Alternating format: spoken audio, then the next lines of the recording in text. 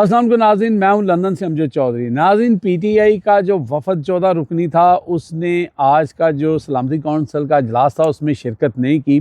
इस वक्त जनाब नून लीग और कुछ दीगर पीपल्स पार्टी वाले और ये सब लोग जो है इस वक्त पीटीआई को गद्दार वतन और ये और वो और सारी बातें कर रहे हैं।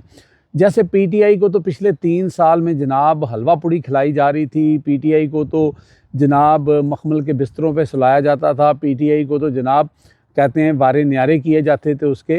पीटीआई को आपने 9 मई के बाद से, बल्कि 9 मई से पहले से ही गद्दार वतन और गद्दार और दहशतगर्द टोला और ये सारी चीज़ें अब लोगों के कान पक गए हैं भाई, लोग नहीं ये सुनना चाहते।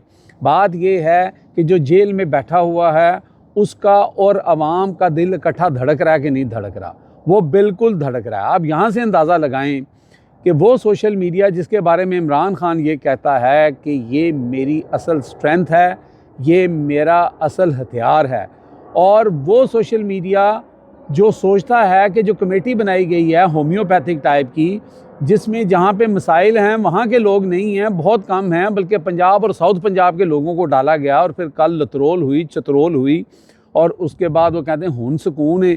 तो उसके बाद जनाब जब उसमें अलामा नासिर जो हैं उन्होंने और फिर महमूद अचकज़ई, उन लोगों ने जब उन्होंने कहा कि भाई आप सोलो फ्लाइट ले रहे हैं, और उन्होंने भी प्रेशर डाला और सोशल मीडिया ने जो है राज्य के चतरोल की, तो फिर इन्होंने फैसला किया कि नहीं जनाब इसका कोई इस तरह बात नहीं बनेगी, ये तो हम बिल्कुल ही प्लेट में रख के हर चीज़ दे रहे हैं। तो फिर उन्होंने कहा जी हम जो है इमरान खान से मिलने की बात करते हैं। यार सादक ने इमरान खान से मिलने की हामी भरी, इजाज़त दी, कहा कि भाई मैं पूरा इसका आपको हम अलाउ करेंगे, इमरान खान से आप मिल सकते हैं और इजलास से पहले मुलाकात करवाएंगे।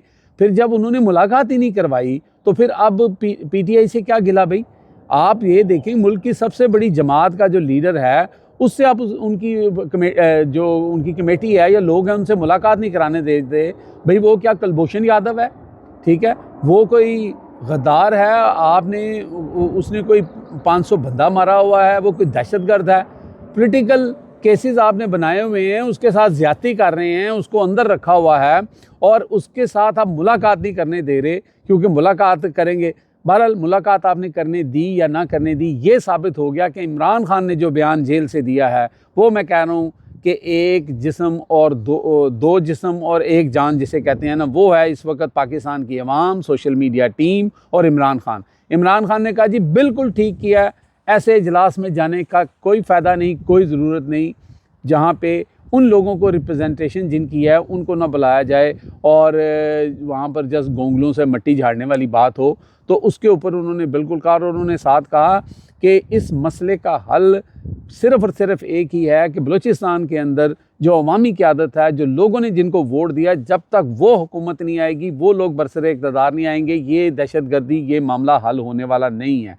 उस शख्स की जेल में बैठे हुए ऐसी ज़बरदस्त नज़र है और उन्होंने ये बात कर दी। अच्छा, अब ये बहुत ज़्यादा शोर आप सुनेंगे कि पीटीआई वाले ये निकले, इनको मौलाना फजलुर रहमान के बारे में आ रहा है कि उन्होंने भी वहाँ पे ये बात कही है कि उन्हें अफसोस हुआ कि पीटीआई को इसमें शिरकत करनी चाहिए थी।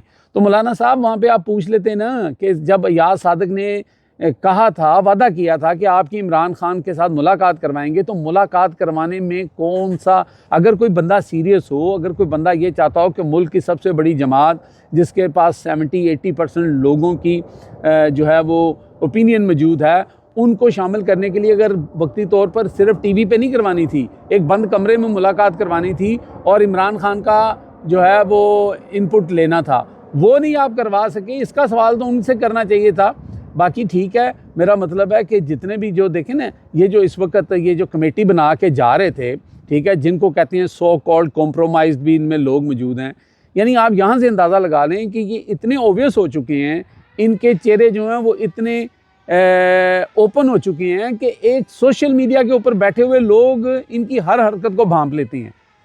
जब इन्होंने ये कमेटी बनाई तो उन्होंने उधर ही शोर मचा दिया, उन्होंने कहा, वो कहते हैं कि ये मुँह और मसूर की दाल, ओ भाई उस क़यादत के सामने तो इनके मुंह में दही जम जाना था, तो वहाँ पे हासिल क्या होना था। अच्छा, अब आप यहाँ ये देखें कि पाकिस्तान के अंदर कि ये हालात क्या हैं। पाकिस्तान की इस वक्त पूरी दुनिया के अंदर पोजीशन पता क्या है। कल की रिपोर्ट और ये साथ तस्वीर आपको दिखा रहा हूँ कि डेमोक्रेसी के हवाले से जो इकोनॉमिस्ट है उसने जनाब इस वक्त जो है जो हाइब्रिड हमारा मुल्क चल रहा था, यहाँ पे जो सिलसिला चल रहा था, अब उसको जनाब जो है ना वो उन्होंने कहा कि ये इस मुल्क के अंदर जो है ना पाकिस्तान के अंदर सिर्फ एक ही निज़ाम है, वो है हिस्टोरियन जो निज़ाम है वो चल रहा है कि यहाँ पर कोई जमहूरियत नहीं है, यहाँ पे एक ग्रुप है या कुछ लोग हैं या यहाँ पे जो इस्टेब्लिशमेंट है उसके पास ये सारी अथॉरिटी है और उस अथॉरिटी के तहत ये मुल्क चला रहे हैं, जिसको दूसरे माने में फस्तायत का निज़ाम कहते हैं। यानी कि पाकिस्तान में ये दुनिया इस वक्त ये कह रही है, इकोनॉमिस्ट में ये लिखा जा चुका है कि पाकिस्तान में फस्तायत का निज़ाम है,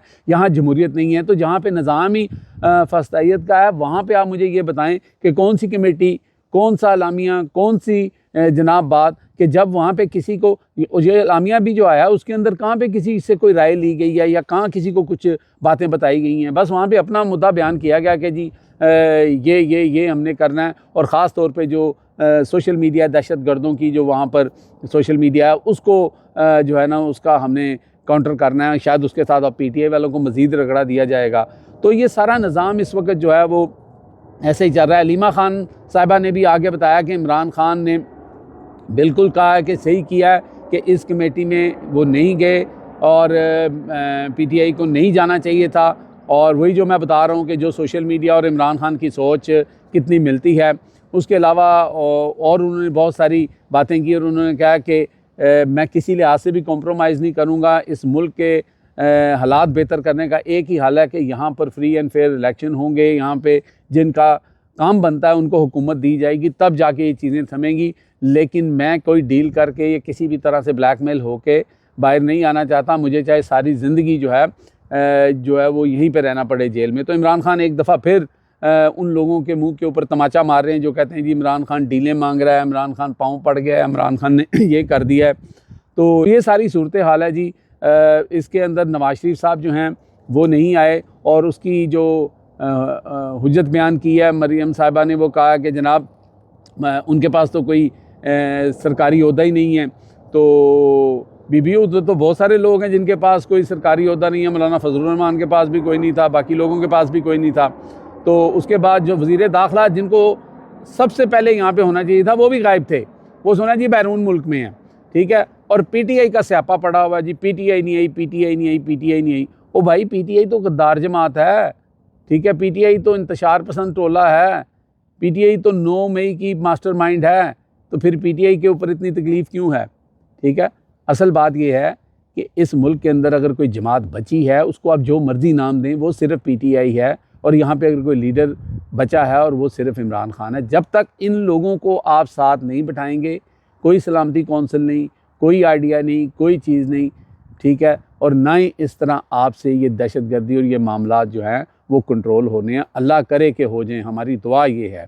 लेकिन जब तक आप एक ऐसे बंदे को जो इस वक्त मुल्क का करता धरता बना हुआ है लोगों के दिलों में, उसको आप घास नहीं डालेंगे तो आपको भी कोई घास नहीं डालेगा। अब तक के लिए इतना ही। देखते रहे मेरा channel hit list by Amjad Chaudhary.